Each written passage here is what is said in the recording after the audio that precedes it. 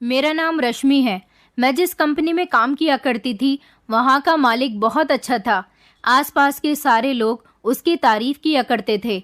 यहाँ तक कि पूरी कंपनी में उसकी तारीफ के चर्चे थे।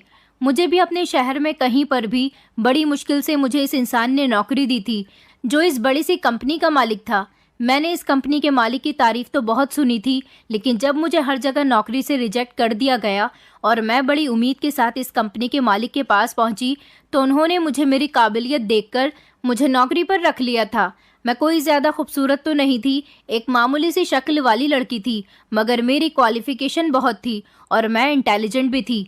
जब मैं बड़ी उम्मीद के साथ नौकरी करने के लिए गई तो वहाँ पर मेरे सामने अपने बॉस की एक ऐसी घिनौनी हकीकत मेरे सामने आई जिसे देखकर मेरे होश उड़ गए थे, क्योंकि वो आदमी जैसा दिखता था वैसा बिल्कुल भी नहीं था। क्योंकि ऑफिस में ही काम करने वाली एक सफाई कर्मचारी की बेटी ने मुझे उसकी एक ऐसी हकीकत के बारे में बताया था जिसे सुनकर मेरे होश उड़ गए थे। कभी कभी कुछ लोग जैसे होते हैं वैसे दिखते नहीं हैं। हम भगवान की बनाई गई हर अजीबो गरीब चीज को देखते हैं, मगर ये भूल जाते हैं कि सबसे ज्यादा अजीब तो इंसान ही होता है। आखिर गिरगिट की तरह रंग बदलने वाले भी तो इंसान ही होते हैं। गिरगिट तो सिर्फ एक जानवर है, असल रूप तो इंसान बदलता है, जो दुनिया के सामने कुछ और अपनी अकेली दुनिया में कुछ और होता है। ये बात मुझे इस कंपनी में आने के बाद पता चली थी। दरअसल मैं बहुत ज़्यादा पढ़ी लिखी थी। मेरे पिताजी जब जिंदा थे तो उन्होंने मुझे बहुत पढ़ाया था, क्योंकि मैं उनकी सबसे बड़ी बेटी थी, बहुत समझदार थी। मेरे पिताजी बचपन से ही यही कहा करते थे कि मेरे सारे बच्चों में सबसे समझदार मेरी बड़ी बेटी है। जब मेरे पिताजी इस दुनिया में थे तो हमारी ज़िंदगी बहुत अच्छी गुजर रही थी, क्योंकि उन्होंने अपनी मेहनत से हम लोगों को कभी किसी तरह की कोई कमी महसूस ही नहीं होने दी थी। लेकिन जिस दिन से उनकी मौत हुई थी, हमारे घर पर तो जैसे एक अजीब से हालात सवार हो गए थे। न घर में खाने को कुछ था और ना ही घर में कोई खुशी थी। खुशी तो जैसे हमारे घर से कहीं छू ही हो गई थी। पिताजी के मरने के बाद मेरी माँ भी हमेशा बीमार रहने लगी थी।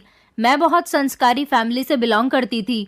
हमारे यहाँ लड़कियों को नौकरी करने की परमिशन नहीं दी जाती थी और ना ही उनको ज़्यादा पढ़ाया जाता था।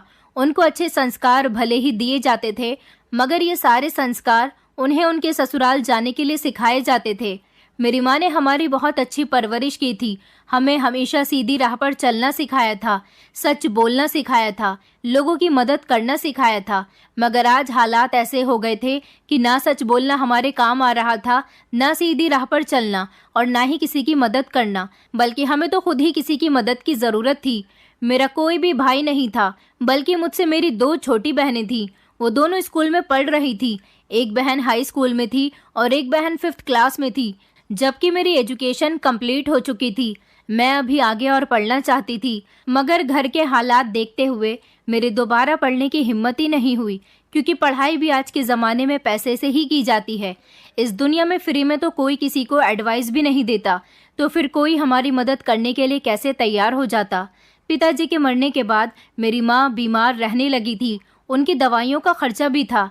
हमारे पास आमदनी का दूसरा कोई रास्ता नहीं था, क्योंकि पिताजी अकेले एक ऐसे इंसान थे जो किसी बड़े मालिक के यहाँ मुंशी की नौकरी किया करते थे, ईमानदारी से पैसा कमाते थे। इसलिए भगवान ने उनकी कमाई में इतनी बरकत दी थी कि उनकी अकेली कमाई में ही हमारे घर के सारे खर्चे आसानी से हो रहे थे। ना किसी का कर्ज था और ना ही हमें किसी के आगे हाथ फैलाने की ज़रूरत पड़ती थी, क्योंकि ईमानदारी से कमाने वाले इंसान का साथ तो भगवान भी देता है।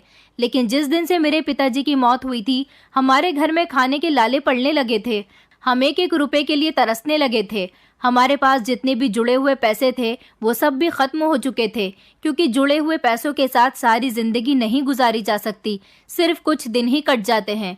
मैंने फैसला कर लिया था कि मैं कहीं पर नौकरी करूंगी, लेकिन मेरी माँ मुझे नौकरी पर भेजने के लिए बिल्कुल भी तैयार नहीं थी। उनका कहना था कि हमारे खानदान की लड़कियां नौकरी नहीं करती और हमने तुम्हें इतना पढ़ाया लिखाया है तो नौकरी करने के लिए नहीं, बल्कि तुम्हारी किसी अच्छे परिवार में शादी करने के लिए, ताकि तुम्हें भी तुम जैसा ही पढ़ा लिखा पति मिल सके, जिसकी नौकरी अच्छी हो और तुम्हें सारी जिंदगी खुश रखे। मैंने अपनी माँ से कहा कि अब हमारी मजबूरी है। आपने जितने भी संस्कार हमें सिखाए हैं उन सारे संस्कारों से अब पेट नहीं भरता। देखिए माँ, आप कितनी बीमार हो रही हैं और बहनों की हालत देखिए, दोनों की पढ़ाई भी रुक गई है। उनकी जब तक फीस नहीं जमा होगी वो स्कूल नहीं जाएंगी, और तो और घर में भी खाने के लिए कुछ नहीं है।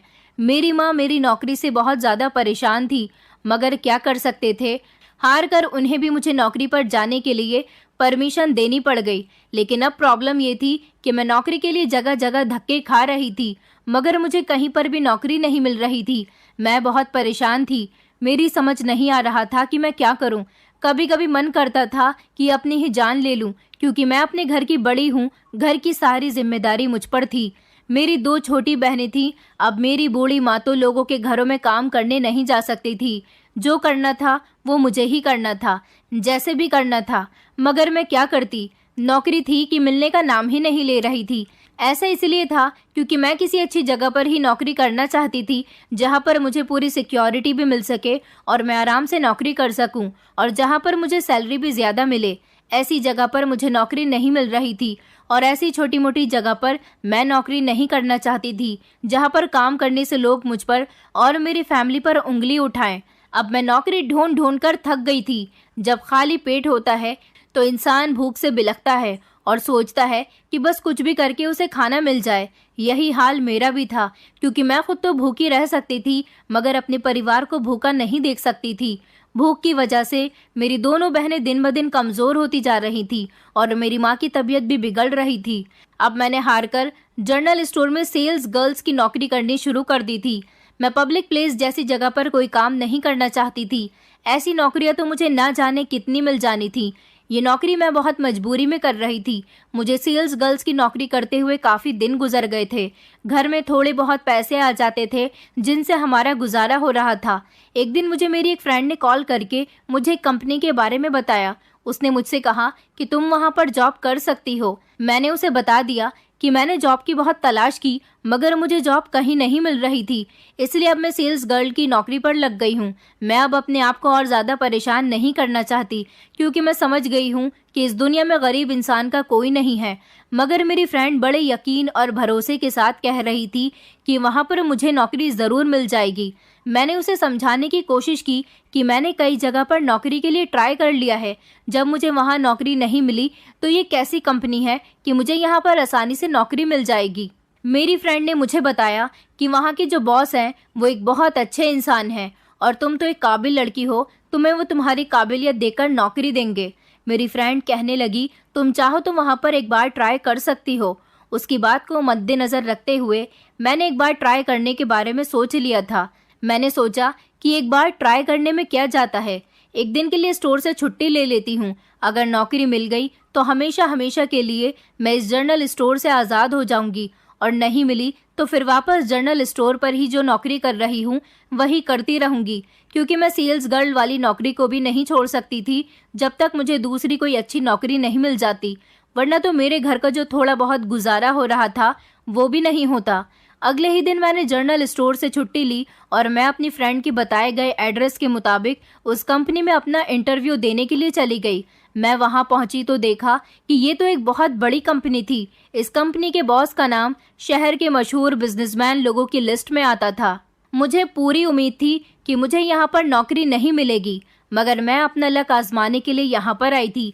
मैं जैसे ही ऑफिस के अंदर गई तो मुझे बाहर ही इंतज़ार करने के लिए कहा गया, और कहा गया कि जब थोड़ी देर में बॉस आ जाएंगे तो इंटरव्यू शुरू होगा। वहाँ पर पहले से ही काफ़ी लड़के और लड़कियाँ नौकरी के लिए आए हुए थे। उन सबको देखकर मैं बहुत नर्वस फील कर रही थी, क्योंकि उन सब ने मॉडर्न कपड़े पहने हुए थे। मैं एक मामूली सी शक्ल की लड़की थी और मैंने मामूली से ही कपड़े पहने हुए थे। आधे घंटे के बाद जब बॉस आए तो इंटरव्यू शुरू हो चुका था। जल्दी जल्दी सब लोगों का इंटरव्यू हुआ और फिर मेरा भी नंबर आ गया था। मैं जैसे ही ऑफिस के अंदर गई तो सामने की कुर्सी पर लगभग 35 साल का एक आदमी बैठा हुआ था, जो कि बहुत ज़्यादा स्मार्ट था। मैंने उनको अपने सारे डॉक्यूमेंट्स दिखा दिए थे। काफ़ी देर तक उन्होंने मेरे डॉक्यूमेंट्स पढ़े, फिर गौर से मुझे देखा।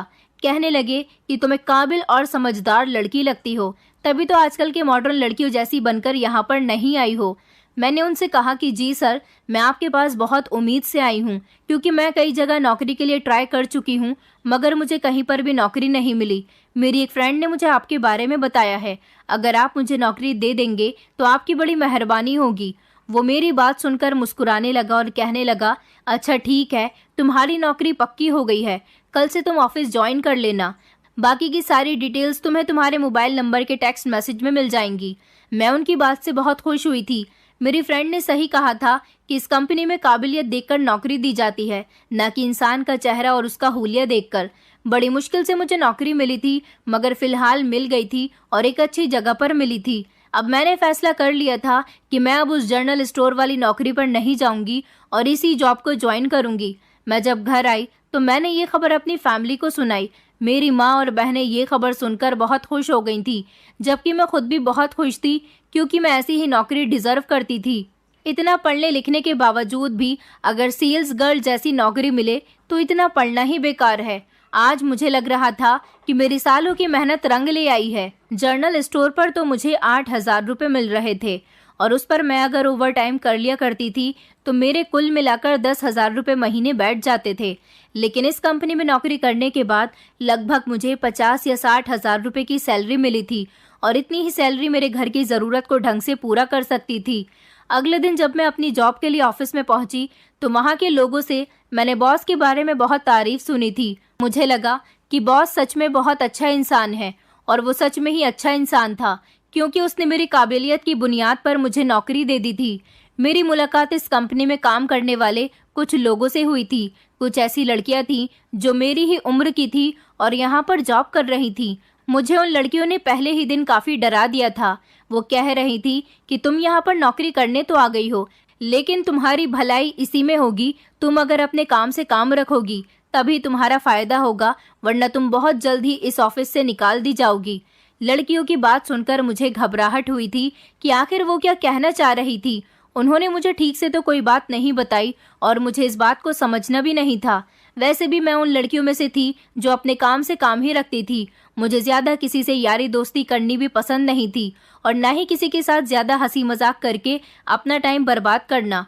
कुछ दिन तो मेरे इस कंपनी में नौकरी करते हुए बहुत अच्छे गुजर गए थे, लेकिन कुछ दिनों बाद मैंने यहाँ पर देखा कि यहाँ कुछ अजीबोगरीब हो रहा था। ऑफिस में ही एक लड़का मैनेजर की नौकरी किया करता था। उसका नाम प्रताप था। प्रताप ने मुझे सारे ऑफिस का काम अच्छे से समझा दिया था और ऑफिस के लोगों से मेरी मुलाकात भी करवा दी थी। सर ने प्रताप से कहा था कि तुम्हें रश्मि का स्पेशल ख्याल रखना है, क्योंकि सर को मैं अच्छी तरह से बता चुकी थी कि मेरे फैमिली के हालात कैसे हैं। उन्होंने कहा था कि तुम निराश मत हो, यहाँ पर तुम्हें किसी तरह की कोई परेशानी नहीं होगी। बातों ही बातों में प्रताप मेरा अच्छा दोस्त बन गया था। इसलिए नहीं क्योंकि वो मेरे साथ बातचीत करता था, बल्कि इसीलिए क्योंकि वो मेरी बहुत हेल्प करता था। इस ऑफिस में जितनी भी लड़कियां थी उनसे सिर्फ मैं थोड़ी बहुत बातचीत करती थी, मगर प्रताप एक ऐसा इंसान था जिसने मेरी हर काम में मदद की थी। मेरी अगर कुछ समझ नहीं आता तो प्रताप मेरी फौरन हेल्प कर देता था। वो यहाँ का मैनेजर था। उससे दोस्ती करना मेरे लिए फायदे का सौदा साबित हुई थी। ऑफिस में सब कुछ बहुत अच्छा चल रहा था। मुझे यहाँ पर नौकरी करते हुए 1 महीना गुजर गया था, मगर एक दिन मैंने देखा कि ऑफिस के ही एक सफाई कर्मचारी की बेटी ने अपने पिता की जगह नौकरी पर आना शुरू कर दिया था। वो लड़की बहुत कम उम्र की थी। उसकी उम्र लगभग 16 साल होगी, मगर वो इस उम्र में पढ़ने लिखने के बजाय यहाँ पर काम करने क्यों आ रही थी। एक दिन जब वो मेरे केबिन की सफाई करने के लिए आई तो मैंने उसको रोक लिया था और उससे पूछा कि आखिर अंकल जी कहाँ हैं? तुम्हारे पिता यहाँ पर सफाई कर्मचारी का काम किया करते थे, अब तुमने अपने पिता की जगह आना क्यों शुरू कर दिया है? तो वो लड़की कहने लगी कि मैडम जी, मेरे पिताजी की तबीयत ठीक नहीं है, वो काफ़ी दिनों से बीमार हैं, घर में खाने पीने के लिए कुछ भी नहीं था, पैसों की बहुत ज़रूरत पड़ रही थी। अब इस तरह से खाली बैठकर तो पैसे नहीं कमाए जाते, इसीलिए मैंने फैसला किया कि मैं अपने पिता की जगह यहाँ पर साफ सफाई का काम कर लिया करूँगी। मैंने कहा, मगर तुम काम करने के लिए अभी बहुत छोटी हो, तुम्हें पढ़ाई करनी चाहिए। तो वो मेरी बात पर मुस्कुराई और कहने लगी, मैडम जी, आप कैसी बातें कर रही हो? गरीबों के पास तो खाने के लिए पैसे नहीं होते और आप पढ़ाई की बात कर रही हो। ये बात कहकर उसने अपना काम शुरू कर दिया, मगर मैं क्या कर सकती थी? वो मेरे केबिन की सफाई लगाने के बाद वहां से चली गई थी। एक तरह से उस लड़की ने बिल्कुल ठीक कहा था। जैसे मैं मजबूरी में सेल्स गर्ल का काम कर रही थी, मैं भी तो गरीब थी, मुझे भी तो कहीं पर नौकरी नहीं मिल रही थी। ऐसे ही इस बेचारे की भी कंडीशन हो सकती है। उसके बारे में ये सब सोचकर मैंने उसे इग्नोर कर दिया था। वो लड़की, उसका नाम गौरी था और गौरी हर रोज अपने पिता की जगह आकर काम किया करती थी। आज मैं जल्दी ही ऑफिस आ गई थी। मेरा केबिन 2nd फ्लोर पर बना हुआ था। मैं जैसे ही अपने फ्लोर की तरफ आई तो मैंने देखा कि गौरी अपनी आंखों में आंसू लिए सफाई कर रही थी। मैंने रुककर दोबारा उसके चेहरे को देखने की कोशिश की कि कहीं ये मेरी आंखों का वहम तो नहीं है, मगर मैंने नोटिस किया कि गौरी सच में अपनी आंखों से आंसू साफ कर रही थी। गौरी को रोते हुए देखकर मैं परेशान हो गई थी। मैंने उसका हाथ पकड़कर पहले उसे बिठाया और उसे तसल्ली दी, उसे पानी पीने के लिए दिया और फिर उससे पूछा कि आखिर तुम क्यों रो रही हो, क्या कोई परेशानी है? तो वो मेरे तसल्ली देने पर और ज्यादा फूट फूट कर रोने लगी, मगर कुछ भी बताने के लिए तैयार नहीं थी।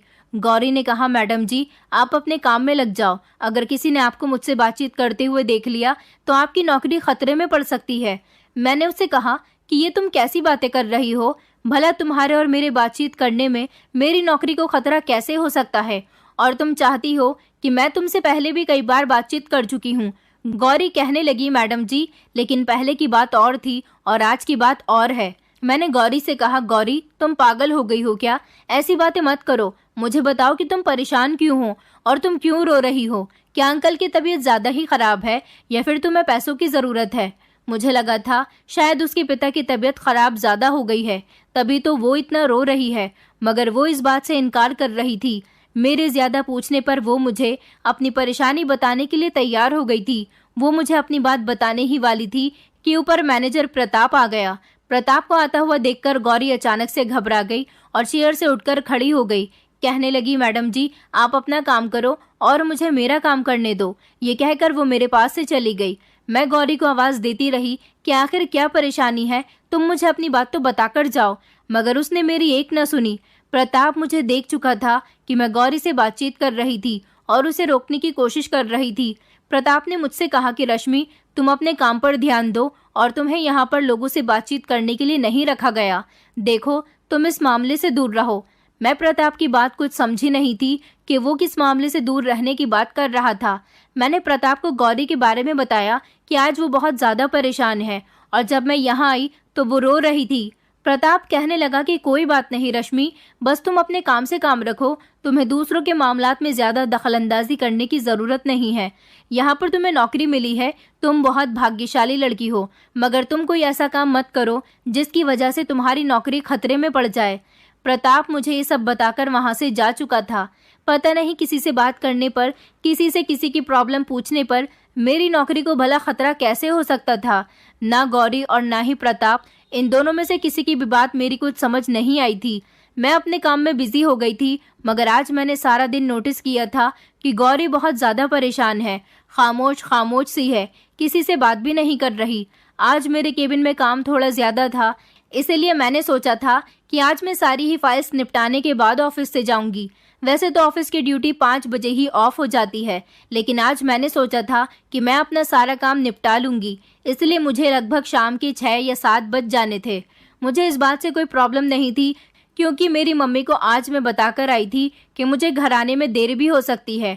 जब शाम के 5 बजे तो ऑफिस के सारे लोग जा चुके थे। कुछ सफाई कर्मचारी और स्टाफ के 2-3 लोग ही ऑफिस में बचते थे। सफाई कर्मचारी तो सारी सफाई करने के बाद ही जाते थे, जिनमें से एक गौरी भी थी। आज प्रताप भी अपने घर नहीं गया था।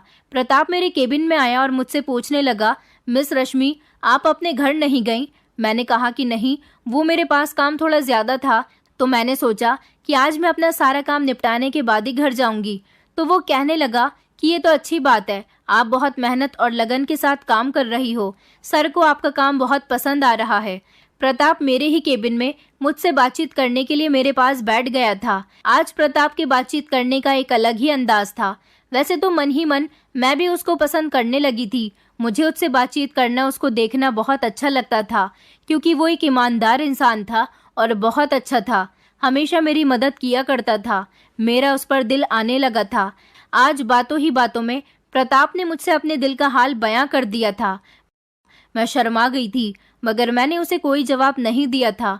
उसने मुझसे कहा था कि वो मेरे लिए बहुत सीरियस है और मेरे जवाब का इंतजार करेगा। ये कहकर वो मेरे केबिन से चला गया था। शाम के 7 बजे मैं अपने काम से फ्री हुई थी।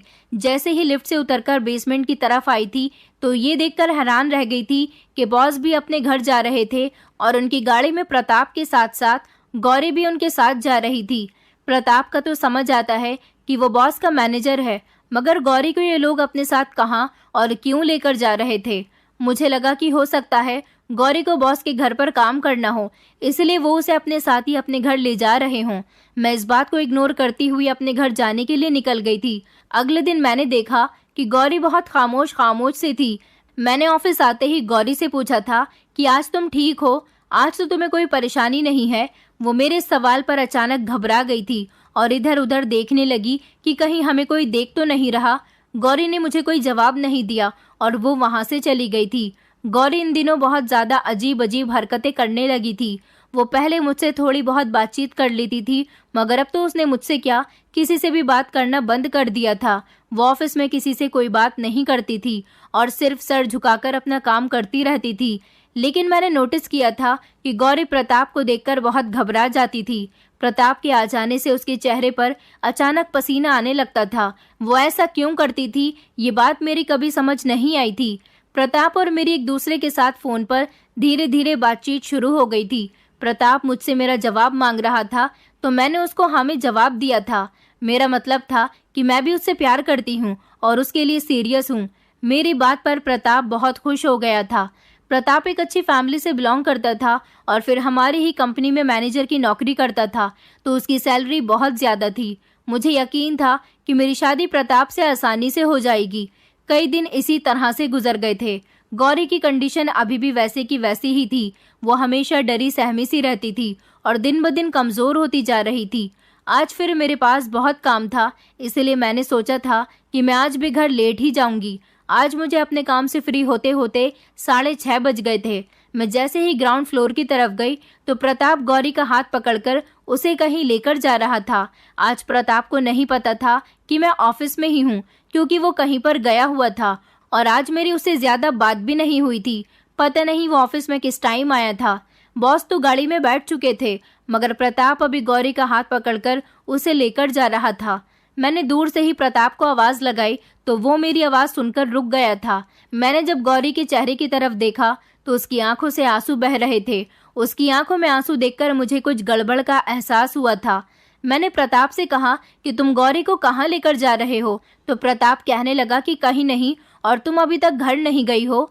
मैं बोली कि हाँ, बस जा ही रही हूँ, लेकिन ये गौरी इतना क्यों रो रही है। मैंने गौरी की तरफ देखते हुए कहा कि गौरी, क्या हुआ है तुम्हें। प्रताप की नजर बार बार कार की तरफ थी, क्योंकि कार के अंदर बॉस बैठे हुए थे। प्रताप ने जल्दी से गौरी का हाथ पकड़ा और कहने लगा कि रश्मि, तुम घर जाओ, मैं तुमसे बाद में बात करूंगा। मैंने झट से गौरी का हाथ पकड़ लिया और कहा कि तुम पहले मुझे ये बताओ कि तुम गौरी को कहाँ लेकर जा रहे हो। मैंने कुछ दिन पहले भी देखा था कि तुम गौरी का हाथ पकड़कर उसे बॉस के साथ कहीं लेकर जा रहे थे, और ये गौरी रो क्यों रही है। अगर ये बॉस के साथ जा रही है तो इसकी कंडीशन ऐसी क्यों हो रही है। प्रताप कहने लगा कि रश्मि, तुम अपने काम से काम रखो। मैंने तुमसे कहा था ना कि मैं तुमसे बाद में बात करता हूँ, अभी हमें जाने दो। गौरी मुझे तरस भरी नजरों से देख रही थी। प्रताप गौरी का हाथ पकड़कर उसे आगे लेकर बढ़ चुका था। गौरी ने मुझे पलटकर देखा और वो रोते हुए इशारे से कहने लगी कि मैडम जी, मुझे बचा लो। मैं भागती हुई गाड़ी की तरफ गई। इतनी देर में वो दोनों गाड़ी के अंदर बैठ गए और गाड़ी आगे चल पड़ी थी। मैं बहुत ज्यादा परेशान थी। मुझे गौरी की फिक्र हो रही थी कि आखिर गौरी इतनी ज्यादा डरी हुई और रोई रोई क्यों थी। मैं गहरी सोच में जा चुकी थी। मेरी माँ और बहनों ने जब मुझे इतना परेशान देखा तो वो लोग भी मुझसे सवाल करने लगी कि आज तुम्हें क्या हो गया है, आज तुम इतनी खामोश खामोश क्यों हो, ऐसा लग रहा है कि तुम कहीं खोई हुई हो। मैंने अपने घर पर ऑफिस के बारे में कुछ भी नहीं बताया था, बस कह दिया था कि बस मुझे काम का थोड़ा स्ट्रेस है। रात को भी मुझे इसी बेचैनी में नींद नहीं आ रही थी, क्योंकि मेरी आंखों के सामने बार बार गौरी का रोता हुआ चेहरा नजर आ रहा था। मैंने प्रताप की कॉल का इंतजार रात के 2 बजे तक किया, मगर प्रताप ने मुझे कॉल नहीं की थी। फिर हार कर मैंने खुद ही प्रताप का नंबर ट्राई किया था। उसका नंबर स्विच ऑफ जा रहा था। अगले दिन जब मैं ऑफिस गई तो मैंने फैसला कर लिया था कि आज मैं गौरी से बात करके ही रहूंगी। गौरी दूसरे नंबर पर मेरे केबिन की सफाई करने आई थी। आज मुझे उसका अपने केबिन में सफाई करने आने का इंतजार था। मैं जल्दी ऑफिस चली गई थी ताकि बॉस के और प्रताप के आने से पहले ही गौरी से बात कर सकूं। जब गौरी आई तो वो बहुत ज्यादा डरी हुई थी और मुझसे बचने की कोशिश कर रही थी। मैंने गौरी से कहा कि आज तो तुम्हें मुझे पूरी बात बतानी ही पड़ेगी। आखिर तुम क्यों परेशान हो। देखो, मैं कोई बुरी इंसान नहीं हूँ, मैं भी तुम्हारी तरह एक लड़की हूँ। अगर तुम परेशान हो तो शायद मैं तुम्हारी परेशानी का हल निकाल सकती हूँ। गौरी झट से मेरे गले लग गई और फूट फूट कर रोने लगी। कहने लगी, मैडम जी, मेरे साथ बहुत गलत हो रहा है। मेरी इज्जत के साथ खिलवाड़ किया जा रहा है और मेरी इज्जत के साथ खेलने वाला इंसान कोई और नहीं बल्कि इस ऑफिस का। ये कहकर गौरी खामोश हो गई थी, लेकिन उसकी इस खामोशी पर मुझे एक जोरदार झटका लगा था। मेरी आंखों में भी आंसू आ गए थे। मैंने कांपते हुए शब्दों से गौरी से कहा, क्या तुम्हारी इज्जत के साथ खिलवाड़ प्रताप कर रहा है? क्योंकि मैंने कई बार गौरी को प्रताप से डरते हुए भी देखा था और उसका हाथ पकड़कर उसे ले जाते हुए भी देखा था। पहले तो मुझे गौरी की बात पर विश्वास नहीं हो रहा था।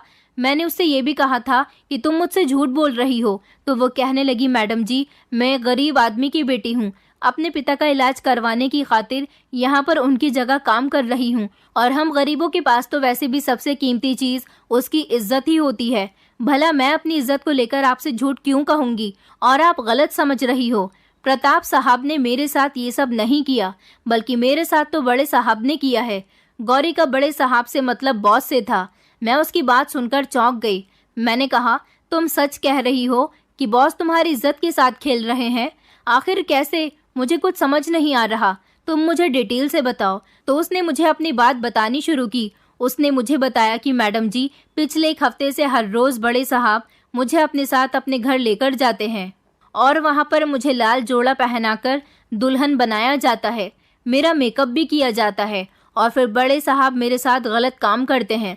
मैंने कहा, लेकिन तुम जाती तो प्रताप के साथ हो। तो वो कहने लगी, बड़े साहब का चमचा है प्रताप, वो मुझे यहाँ से अपने साथ लेकर जाता है। उसने कभी मेरे साथ कुछ गलत नहीं किया, लेकिन वो अपने बॉस के साथ मिला हुआ है, उसको सब कुछ पता है। मेरे पिताजी ने बड़े साहब से कर्जा लिया हुआ है। प्रताप मुझे धमकाता है कि अगर मैंने बॉस के साथ रात नहीं गुजारी तो उसे कर्जे के दिए हुए सारे पैसे हमसे चाहिए, मगर हमारे पास तो पैसे ही नहीं हैं। मैं कहाँ से लाकर दूं उन्हें पैसे? बस वो लोग मुझे कई दिनों से ब्लैकमेल कर रहे हैं और इस तरह मेरी इज्जत के साथ हर रोज खिलवाड़ हो रहा है। ये लोग मुझे यहाँ से तब लेकर जाते हैं जब ऑफिस के सारे लोग अपने अपने घर को वापस चले जाते हैं, ताकि किसी को हम पर शक न हो। मैडम जी, मैं बड़ी तकलीफ से गुजर रही हूँ। मैं आपके सामने हाथ जोड़ती हूँ कि प्लीज मुझे बचा लो। मैंने कहा, तुम इतने दिनों से ये सब कुछ बर्दाश्त कर रही हो, तुमने ये सब मुझे पहले क्यों नहीं बताया? तो वो कहने लगी, अगर आपने मेरे लिए स्टैंड लिया तो आप भी बहुत बड़ी मुसीबत में फंस सकती हो और आपकी नौकरी भी जा सकती है। आप बड़े साहब को नहीं जानती, वो बहुत अमीर आदमी है, अपने पैसे की ताकत से कुछ भी कर सकता है। गौरी कहने लगी, मुझे तो हर रोज बड़े साहब की दुल्हन बनाकर उनके कमरे में भेज दिया जाता है, मगर आज मेरी तबीयत बिल्कुल ठीक नहीं है। मैडम जी, मैं आपके सामने हाथ जोड़ती हूँ, प्लीज मुझे बचा लो। गौरी की बात सुनकर तो मैं भी परेशान हो गई थी, मगर मुझे घिन महसूस हो रही थी अपने बॉस से, जो इतना घटिया इंसान था। सब लोग तो उसकी तारीफ करते थे, मगर आज जब उसकी सच्चाई मुझे पता चली तो मुझे इस इंसान से नफरत महसूस होने लगी थी कि एक इंसान एक गरीब लड़की की मजबूरी का फायदा उठाकर उसकी इज्जत के साथ खेल रहा था। और सबसे ज्यादा गुस्सा तो मुझे प्रताप पर आ रहा था, जो अपने बॉस का साथ दे रहा था। मैंने गौरी को तसल्ली दिलाई थी कि मैं तुम्हारी मदद करूंगी, क्योंकि मेरे पास एक तरीका था। मैं किसी जरूरी काम के बहाने से और मेडिकल से जाकर बेहोशी की दवाई ले आई थी और पानी में मिलाकर गौरी को पिला दी थी। मैं आज घर नहीं गई थी। वैसे तो हर बार मैं अपने काम की वजह से ऑफिस में देर तक रुकती थी, मगर आज मेरे पास काम नहीं था। आज मैं स्पेशली गौरी के लिए रुकी हुई थी। आधे घंटे बाद गौरी बेहोश हो गई। ऑफिस के सारे लोग जा चुके थे। प्रताप और कुछ सफाई कर्मचारियों को लगा कि अचानक गौरी की तबीयत खराब हो गई। गौरी को डॉक्टर के पास ले जाया गया था। बॉस ने प्रताप से कहा था कि आज गौरी की तबीयत ठीक नहीं है, तो इसे इसके घर भेज दो। इस तरह गौरी की इज्जत आज तो बच गई थी। प्रताप मुझसे बात करने के लिए मेरे करीब आया तो मैंने उसे खुद से दूर कर दिया था, क्योंकि मैं उससे बहुत गुस्सा थी। मैं अपने घर आ गई तो उसने मुझे कॉल की। मैंने उसे कॉल करके सब कुछ बता दिया था कि गौरी मुझे सब कुछ बता चुकी है और तुम खुद कितने घटिया इंसान हो। तुम्हारे आगे माँ बहन नहीं है। याद रखो कि तुम्हारी भी दो दो बहनें हैं। तुम्हारी बहनों की इज्जत के साथ भी इस तरह से खिलवाड़ हो सकता है। आज तुम अपने बॉस की वजह से किसी की बेटी की इज्जत के साथ ये सब कुछ करवा रहे हो, कल को तुम्हारी बहनों के साथ भी ऐसा हो सकता है, क्योंकि भगवान इस दुनिया में ही पाप की सजा दे देता है। मेरी बात सुनकर प्रताप शर्मिंदा होने लगा था। उसने मुझसे कहा कि रश्मि, मैं तुमसे यही कहूंगा कि तुम इस बात से दूर रहो। तुम्हारी नौकरी खतरे में पड़ सकती है। अगर बॉस को पता चल गया कि तुम उनकी हकीकत जान गई हो तो वो तुम्हें नौकरी से निकाल देंगे।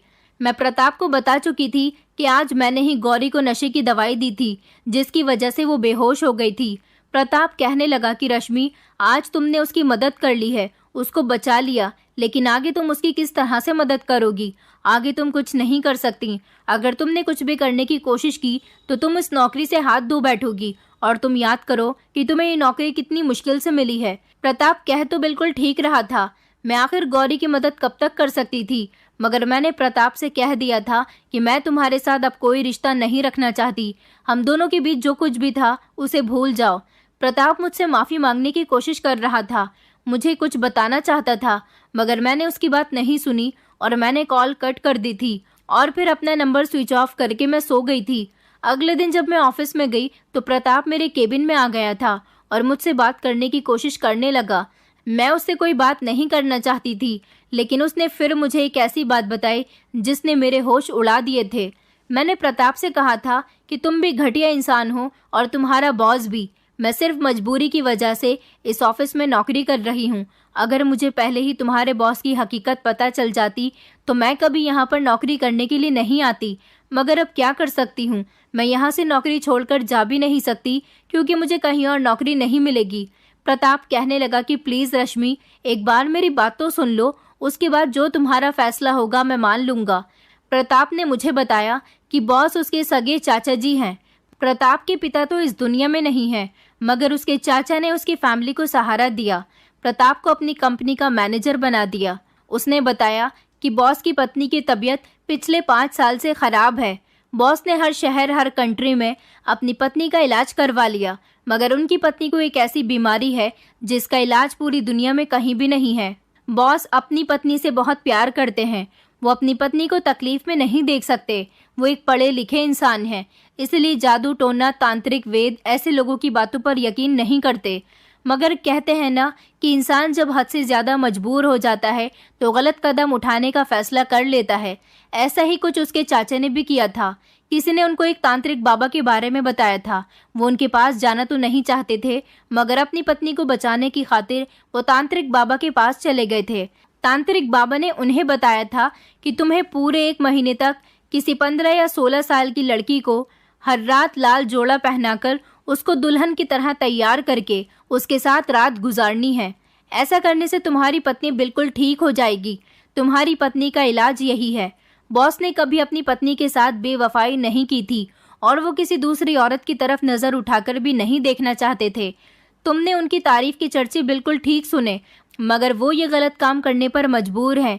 मेरे चाचा जी एक शरीफ इंसान हैं। वो किसी की बेटी को किडनैप भी नहीं कर सकते थे और किसी ऐसी गलत लड़की को भी अपने पास उठाकर नहीं ला सकते थे। उन्हें जब दीनदयाल की बेटी के बारे में पता चला कि वो अपने पिता की जगह यहाँ पर नौकरी करने आने लगी है और 16 साल की जवान लड़की है, तो उनको जिस लड़की की तलाश थी वो उन्हें गौरी के रूप में मिल गई। बॉस ने कई साल पहले दीनदयाल को कर्जा दिया था, जिसको उन्होंने वापस उससे कभी मांगा ही नहीं था, मगर अब वो उनकी बेटी को इस्तेमाल करना चाहते थे, इसीलिए उन्होंने उसे ब्लैकमेल किया ताकि वो उनका कहना मानने पर मजबूर हो जाए। और उसे ये भी बता दिया गया था कि अगर तुमने किसी को ये सब बताने की कोशिश की तो तुम्हारे पिता को मार दिया जाएगा। बस ये सब कुछ बहुत बड़ी मजबूरी की वजह से वो कर रहे हैं। अगर तुम्हें यकीन नहीं आता तो मैं तुम्हें अपनी चाची से मिलवाने के लिए लेकर चलता हूँ। तुम उनकी हालत देखोगी तो तुम्हारी आंखों में आंसू आ जाएंगे। प्रताप की बातों पर मुझे यकीन तो आ गया था, मगर मैंने प्रताप को समझाने की कोशिश की कि वो बाबा तुम लोगों को पागल बना रहा है। जिंदगी और मौत तो भगवान के हाथ में है। हम इंसान भगवान के आगे हाथ फैलाने के बजाय इंसान की बातों में आकर गलत काम करने पर मजबूर हो जाते हैं, लेकिन ऊपर वाले पर कभी भरोसा नहीं करते। अगर तुम्हारी चाची के भाग्य में मौत लिखी हुई है तो उन्हें मिलकर ही रहेगी, और अगर उनके भाग्य में जिंदगी लिखी हुई है तो वो किसी भी हाल में बच जाएंगी। बॉस ने उस बाबा की बातों में आकर एक लड़की की जिंदगी बर्बाद कर दी। गौरी तो पहले ही एक गरीब पिता की बेटी है। अब तुम खुद बताओ कि उसकी शादी कहीं और कैसे होगी। जितने गलत बॉस हैं उतने ही गलत तुम भी हो प्रताप, क्योंकि तुम दोनों की बराबर की गलती है। पाप में हिस्सा डालने वाला इंसान भी पापी ही कहलाता है। माफ करना, मैं तुमसे कोई संबंध नहीं रखना चाहती। ये कहकर मैं अपने काम में बिजी हो गई थी और प्रताप खामोश होकर मेरे केबिन से निकल गया था। गौरी के साथ अभी भी वही सब कुछ हो रहा था। मैं चाहकर भी गौरी को नहीं बचा सकती थी क्योंकि मुझे ये नौकरी बड़ी मुश्किल से मिली थी। मैं अपने घर में दोबारा से परेशानी आते हुए नहीं देख सकती थी क्योंकि बड़ी मुश्किल से मेरे घर के हालात यहाँ पर नौकरी करने से बदल गए थे। कुछ दिन इसी तरह से गुजर गए। गौरी बेचारी दिन ब दिन कमज़ोर होती जा रही थी। प्रताप से मैंने पूरी तरह से बात करना छोड़ दिया था। वो भी मुझसे कोई बात नहीं करता था। बॉस कभी कभी हम लोगों को मीटिंग के लिए बुलाते तो मैं बॉस को नज़र उठाकर भी नहीं देखती थी क्योंकि मुझे उस इंसान से नफरत होने लगी थी। भले ही वो मजबूरी में गौरी के साथ गलत कर रहे थे, मगर वो गलत तो कर रहे थे। गलती गलती ही होती है, जानबूझकर की जाए या फिर किसी मजबूरी की वजह से। अब मैंने गौरी से भी बात करना छोड़ दिया था और वो खुद भी मुझसे कोई बात नहीं करती थी। अब मुझसे वो दूर दूर रहती थी और खामोश ही रहती थी। कुछ दिन और गुजरे थे कि अचानक ऑफिस में खलबली सी मच गई। पता चला कि बॉस की पत्नी की मौत हो गई है। हमारे ऑफिस का पूरा ही स्टाफ बॉस के घर उनकी पत्नी के अंतिम संस्कार में गया था, जिसमें मैं भी गई थी। वहां पर मैंने बॉस को उनकी पत्नी की अर्थी के आगे बिलख बिलख कर रोते हुए देखा था। वो जो बाबा पर यकीन करके किसी मासूम लड़की की इज्जत के साथ खेल रहे थे, वो बाबा उनकी पत्नी को नहीं बचा पाया। उनकी पत्नी के भाग्य में सिर्फ इतनी ही जिंदगी लिखी हुई थी जो कि पूरी हो गई और वो इस दुनिया को छोड़कर चली गई।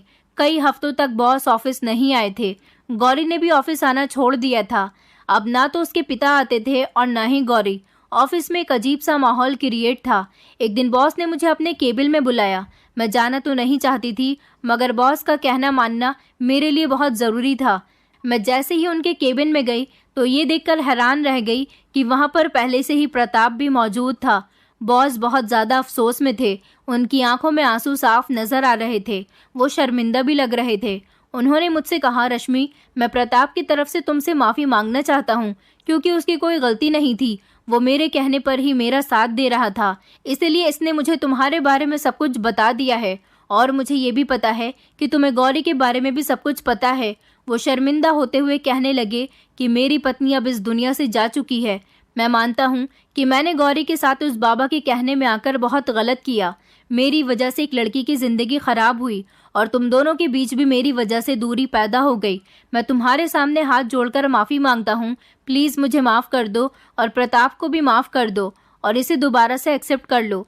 मैं तुम्हारे खुद इसके साथ शादी करवाऊँगा। तुम्हारी शादी में जितना पैसा लगेगा वो सारा मैं खुद खर्च करूँगा। मैंने कहा, सर, आपकी गलती बहुत बड़ी थी। मुझे आपकी पत्नी के जाने का बहुत अफसोस है, मगर आपको माफ़ी मुझसे नहीं बल्कि गौरी से मांगनी चाहिए। तो बॉस ने कहा कि मैं गौरी से माफ़ी मांग चुका हूँ, बल्कि मैं उसके पिता के पास अपना रिश्ता लेकर गया था। मैं गौरी से शादी करना चाहता हूँ।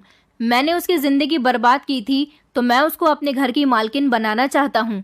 मेरी पत्नी इस दुनिया में नहीं रही, लेकिन इसके साथ मैंने अपनी पत्नी की वजह से गलत किया था। मैं उसे बीच रास्ते में नहीं छोड़ सकता, इसलिए मैं उसके घर जाकर उससे माफ़ी भी मांग चुका हूँ और उसके पिता से उसका हाथ भी मांग लिया है। इसलिए तो मैं तुमसे कह रहा हूँ कि तुम भी प्रताप को माफ़ कर दो। मैंने प्रताप की तरफ देखा तो उसकी आंखों में शर्मिंदगी थी। मुझे खुशी हुई थी कि बॉस ने बहुत अच्छा कदम उठाया था। इस तरह मेरी शादी प्रताप के साथ हो गई और बॉस की शादी गौरी के साथ हो गई। बॉस ने गौरी के पिता का इलाज भी करवाया है। उसके पिता ठीक हो गए और अब मैं कंपनी के मैनेजर की पत्नी बन गई हूँ। मेरे घर के हालात भी बहुत बेहतर हो गए। प्रताप से शादी करने के बाद मेरी ज़िंदगी पूरी तरह से बदल गई क्योंकि बॉस ने हमारा बहुत साथ दिया। आज मैं गौरी को जब उसके पति के साथ खुश देखती हूँ तो बहुत खुश होती हूँ क्योंकि बॉस सच में बहुत अच्छे इंसान हैं। मगर मैं आप लोगों से रिक्वेस्ट करना चाहती हूँ कि ऐसे झूठे लोगों से दूर रहिए जो आपको पाप करने पर मजबूर करते हैं, जैसे बाबा जो आपको गलत सलत तरीके बताते हैं, जिसकी वजह से आप पाप करने पर मजबूर हो जाते हैं। दोस्तों, उम्मीद करती हूँ आपको हमारी कहानी पसंद आई होगी। कहानी पसंद आई है तो वीडियो को लाइक करें, चैनल पर नए हैं तो चैनल को सब्सक्राइब करें और हाँ, नोटिफिकेशन बेल को ज़रूर दबाएं ताकि अगली अपडेट सबसे पहले आपको मिले।